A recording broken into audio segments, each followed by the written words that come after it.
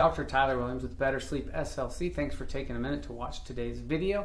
And you're here because all of a sudden you're sleeping too much, or you're groggy, or you're tired, or it's hard to wake up in the morning and maybe you've slept 8, 9, 10 hours and still you're just exhausted.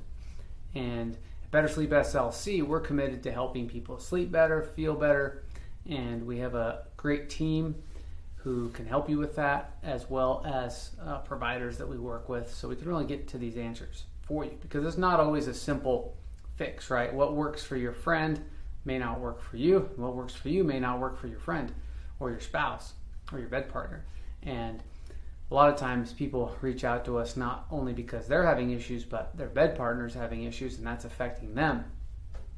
My wife's a really light sleeper, and I'm more of a heavy sleeper. So if something's going on the night, if I'm sick or not feeling well, or I come to bed later than her, or I get up before her, it can disrupt her sleep.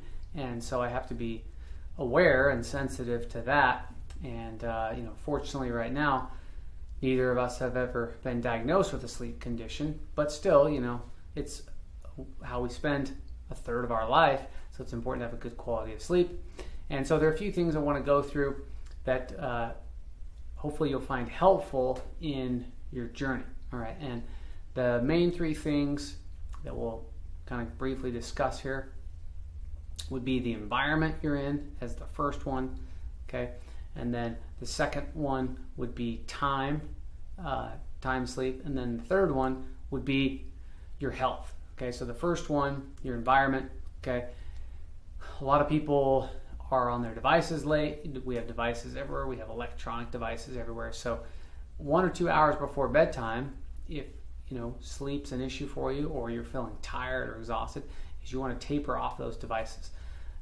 Not only do they get our mind excited, but the blue light that's built into most of these devices causes our brain to get more excited, and so it can be hard to wind down, so that even if you're in your bed, you might not be in that relaxed state.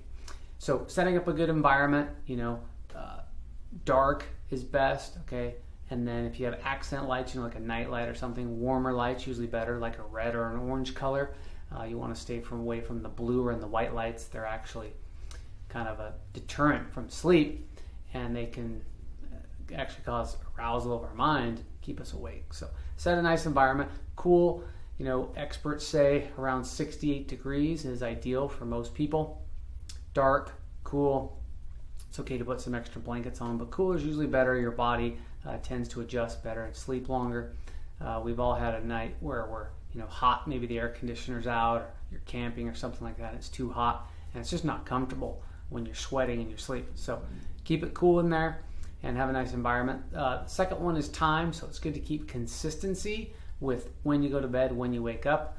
I'm a father, a business owner, practicing dentist, practicing sleep dental clinician as well. And so, it's hard, right? Life's busy to keep track of all these things. But trying to go to bed at a regular time and getting up at a regular time for the most part is really helpful. And 7 hours of sleep or more is ideal for most adults. Now that means 7 hours of good sleep. So if you're tossing and turning, you're waking up multiple times during the night, you're snoring, you're waking up throughout the night, then you really wouldn't say that's 7 or 8 or 9 hours of sleep, because you have so many disruptions. So keeping the time consistent.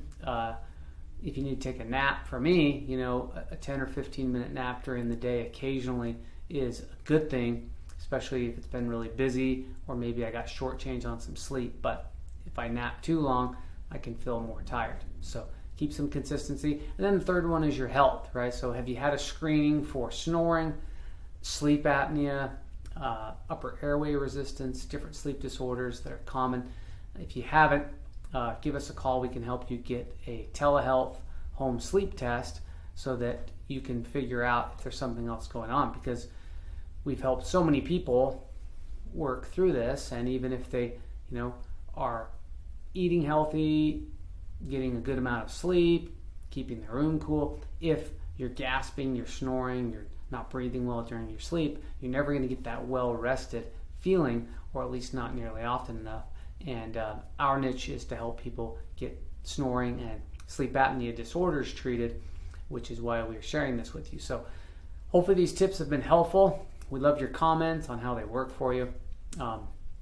One bonus thing you can try for the environment is a sleep spray. There are some different sprays you can put on your pillow. They just have a nice, calming, relaxing scent. We typically advise against lots of sleep medications, sleep aids, because when you look at studies of these, people's chance of death during their sleep goes up. And so you want to talk with your physician if you're taking different sleep aids or sleep prescriptions, especially to see if they're right for you, because they can, in the long term, cause actually more negative effects than positive sometimes. So thanks for watching this video. Please leave your comments below, and that helps us with future videos and future tips, and we will see you on the next one. Thanks.